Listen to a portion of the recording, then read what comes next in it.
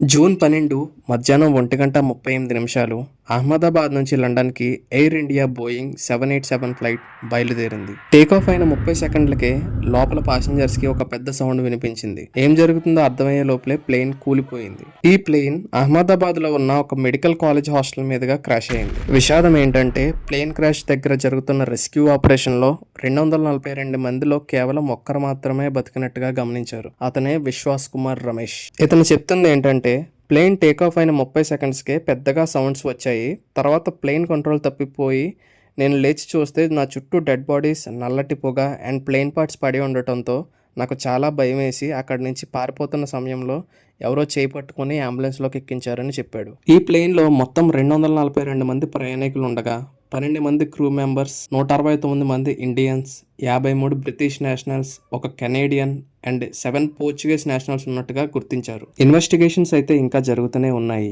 Air India owner అయిన Tata groups చనిపోయిన వాళ్ళ ఫ్యామిలీస్కి ₹1 కోటి ప్రకటించారు.